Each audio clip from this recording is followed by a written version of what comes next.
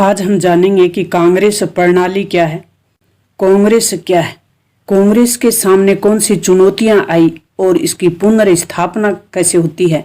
नमस्कार स्टूडेंट्स, आपका अपने चैनल पे स्वागत और अभिनंदन है। आज हम कांग्रेस प्रणाली क्या है, कांग्रेस पार्टी क्या है, इसके सामने कौन सी चुनौतियां आई और इसकी पुनर्स्थापना किस तरीके से हो जाती है, इसके बारे में पूरा विस्तार से समझने का प्रयास करेंगे। तो ये जो क्लास होने वाली है, ये बोर्ड क्लास जो कि अब 12th क्लास में जो बच्चे एग्जाम देंगे उनके लिए तो रामबाण साबित होने वाली है। अदर जो भी एग्जाम है आपके, जिनके जो सिलेबस है उसमें आपके अगर ये चैप्टर है तो आपके लिए भी ये उपयोगी होने वाली है। तो बढ़ते हैं महत्वपूर्ण पॉइंट की ओर। कांग्रेस प्रणाली क्या है? तो प्रथम 3 आम चुनाव में कांग्रेस का प्रभुत्व किस तरीके से रहा, ये हमने देख लिया था सेकंड चैप्टर में। प्रथम 3 आम चुनाव में कांग्रेस के प्रभुत्व के कारण क्या थे, ये भी हमने देख लिया, क्योंकि कांग्रेस की स्थापना 1885 में ही हो जाती है। वो साल थी उस समय 1885, जब देश आज़ाद नहीं हुआ था, और इस पार्टी ने स्वतंत्रता आंदोलन में अपनी महत्वपूर्ण भूमिका निभाई थी। तो 1885 में स्थापित हुई कांग्रेस पार्टी, जब 1952 में पहले आम चुनाव होते हैं तो 1967 तक 3 आम चुनाव कांग्रेस पार्टी ही जीतती है। तो कहें कि एकमात्र ऐसी पार्टी थी ये कि चुनावी प्रतिस्पर्धा में पहले दशक में कांग्रेस ने ही शासक और विपक्ष दोनों दलों की भूमिका निभाई, और इसी कारण भारतीय राजनीति के इस कालखंड जो कि 1952 से 1967 तक, या कहें कि 3 आम चुनाव में कांग्रेस ही विपक्षी दल थी 3 आम चुनाव तक, और कांग्रेस ही सत्ता में थी। और इस कालखंड को कांग्रेस प्रणाली नाम दिया, और ये प्रणाली नाम देने वाले थे जो कि कभी इंदिरा गांधी के नजदीकी रहे, रजनी कोठारी जैसे राजनीतिक विश्लेषक। तो हम आगे बढ़ते हैं। कांग्रेस प्रणाली क्या थी ये हमने समझ लिया। अब हम पढ़ेंगे कि इस कांग्रेस प्रणाली के सामने चुनौतियां कौन सी थी। तो सबसे पहले जो चुनौती आई वो थी उत्तराधिकार की चुनौती। 27 मई 1964 को पंडित जवाहरलाल नेहरू, जो कि देश के प्रथम प्रधानमंत्री भी थे और विदेश मंत्री भी थे, नेहरू जी की मृत्यु हो जाती है, और राजनीतिक उत्तराधिकार का संकट कांग्रेस पार्टी के सामने आ जाता है। तो इसको लेकर कई अनुमान लगाए जा रहे थे कि अब नेहरू जी के बाद कौन होगा, नेतृत्व कौन करेगा, और साथ ही भारत के बाहर के अनेक लोगों को यह संदेह भी था कि यहाँ नेहरू के बाद लोकतंत्र स्थापित रह पाएगा या नहीं रह पाएगा, क्योंकि भारत का पड़ोसी देश इसी दौर से गुजर रहा था, कभी लोकतंत्र तो कभी सैनिक तंत्र। सन 1960 के दशक को, ये एक महत्वपूर्ण प्रश्न बनेगा अपना, 1960 का दशक खतरनाक दशक क्यों कहलाता है? तो 1960 का दशक, नेहरू जी की मृत्यु तो हो ही गई, कांग्रेस के सामने जो उत्तराधिकार का संकट था वो आ गया, साथ ही गरीबी थी, असमानता, सांप्रदायिकता और क्षेत्रीय विभाजन, ये भी सवाल अनसुलझे ही थे। ये समस्या देश के सामने मुंह बाई खड़ी थी, जिस कारण लोकतंत्र के असफल होने के चांस थे वो ज्यादा हो रहे थे। देश के बिखरने की जो संभावना थी उसे और अधिक मजबूती मिल रही थी। नेहरू जी की मृत्यु के बाद कांग्रेस पार्टी के अध्यक्ष थे के कामराज ने अपनी पार्टी के नेताओं और सांसदों को बुलाया और विचार विमर्श किया। तो सर्वसम्मति से लाल बहादुर शास्त्री को देश का दूसरा प्रधानमंत्री बना दिया जाता है, यानी कांग्रेस संसदीय दल में निर्विरोध नेता चुन लिया जाता है, और इस तरह से वे देश के दूसरे प्रधानमंत्री बनाए जाते हैं। शास्त्री जी 1964 से 1966 तक देश के प्रधानमंत्री रहे, और इस पद पे वे बड़े कम दिनों में रहे, परंतु इसी छोटी अवधि में देश ने 2 बड़ी चुनौतियों का सामना किया।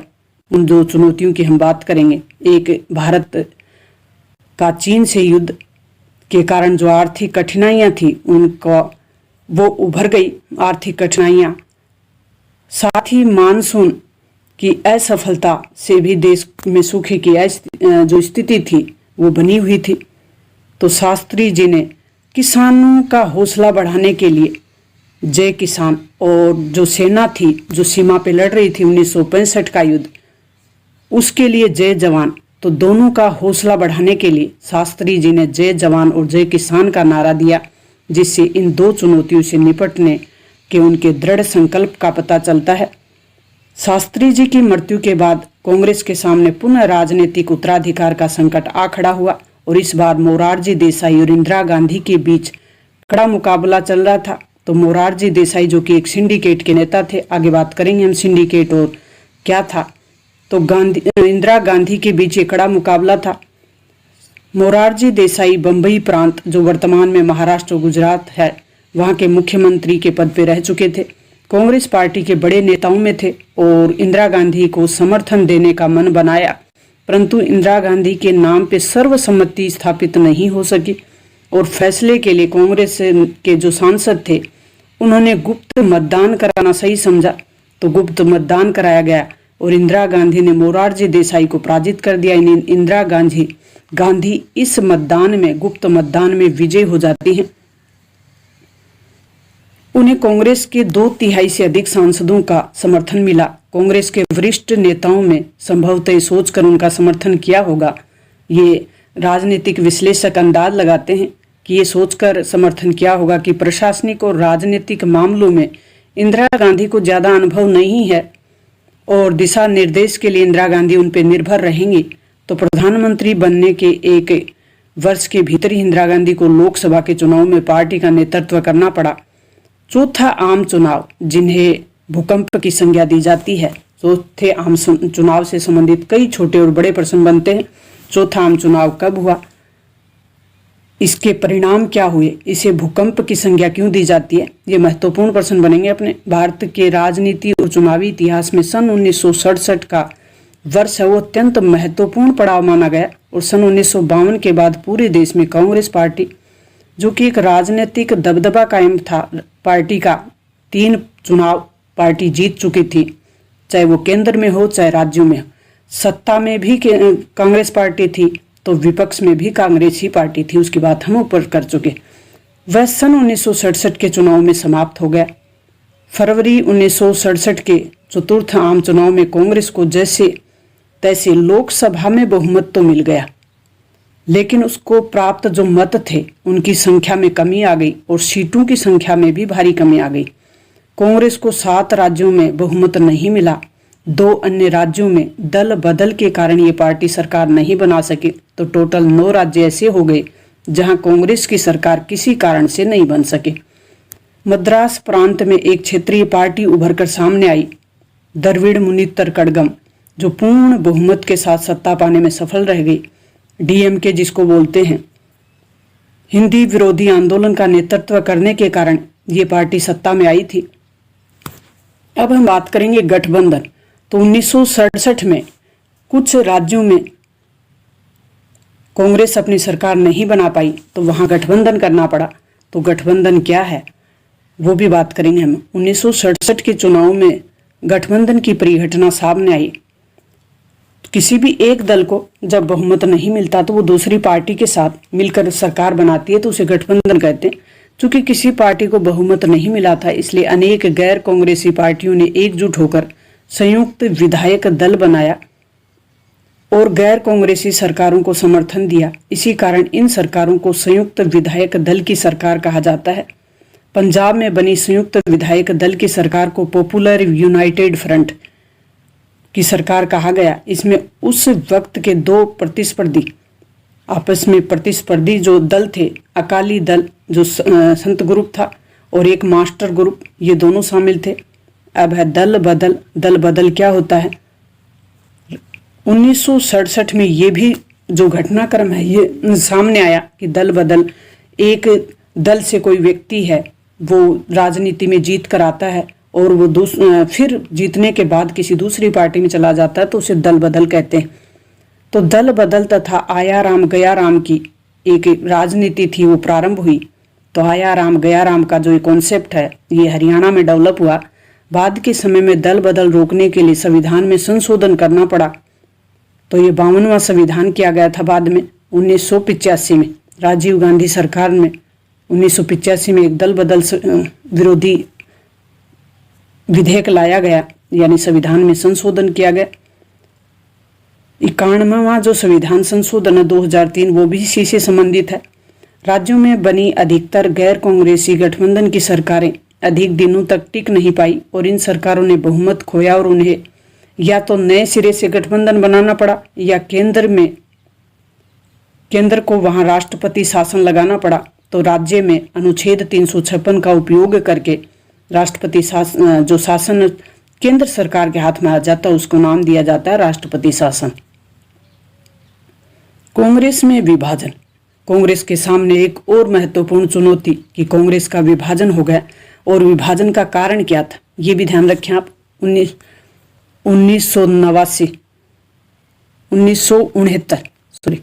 1969 में कांग्रेस का पहली बार विभाजन हुआ स्वतंत्रता के बाद।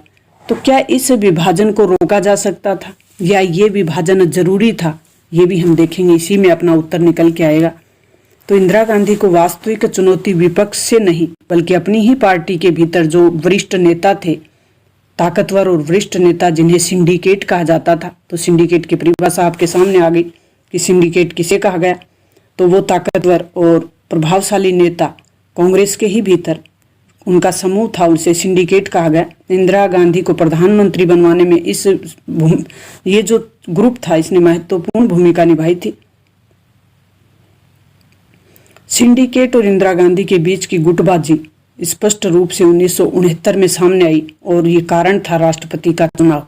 राष्ट्रपति के चुनाव में जो संसदीय ग्रुप था या सरकार की तरफ से जो ग्रुप था वो समर्थन कर रहा था, लोकसभा अध्यक्ष थे उस समय नीलम संजीव रेड्डी, कांग्रेस पार्टी की तरफ से आधिकारिक उम्मीदवार इसको बनाया गया।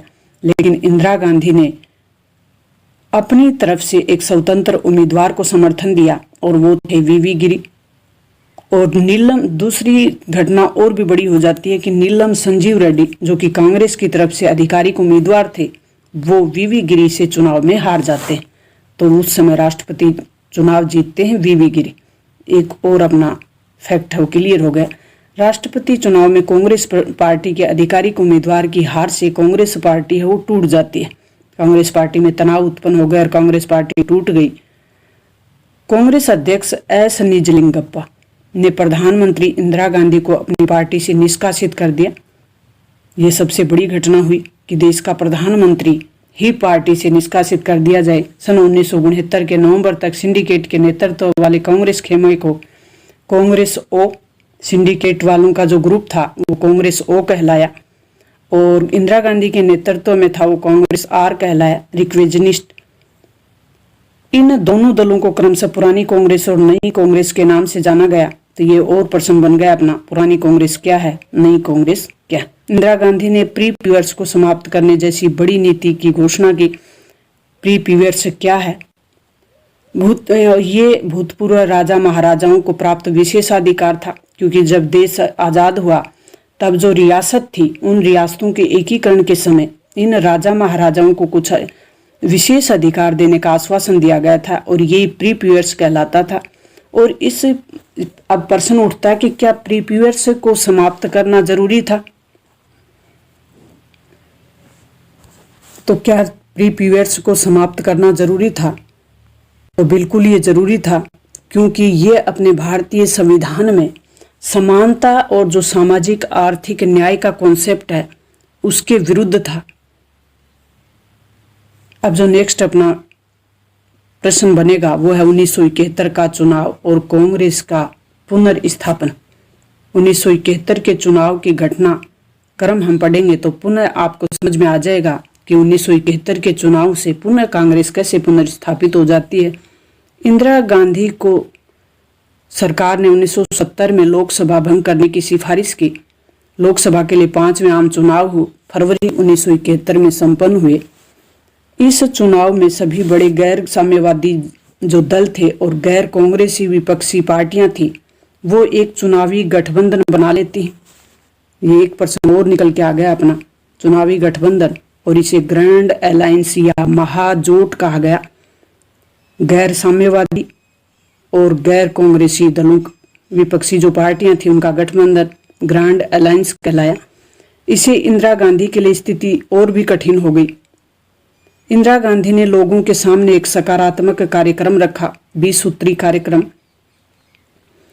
और एक नारा दिया गरीबी हटाओ का। इसके जरिए, जो कि गरीबी हटाओ का नारा था और एक सकारात्मक कार्यक्रम था, ये गए इंदिरा गांधी की राजनीतिक रणनीति साबित हुई। और 1971 के लोकसभा चुनाव में इंदिरा गांधी के नेतृत्व वाली कांग्रेस को बहुमत प्राप्त हो गया और जो पुरानी कांग्रेस थी उसको बहुत कम सीटें मिली।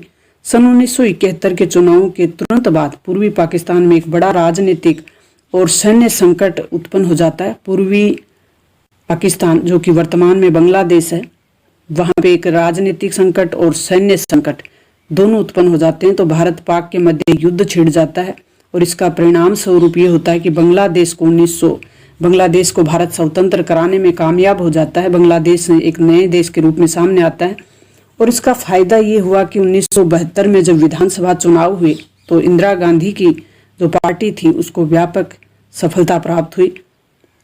इंदिरा गांधी ने कांग्रेस पार्टी को, या कहें कि कांग्रेस प्रणाली को पुनर्स्थापित जरूर किया, लेकिन कांग्रेस प्रणाली की जो प्रकृति थी उसको बदलकर जो नई कांग्रेस और पुरानी कांग्रेस में बट गई थी कांग्रेस प्रणाली,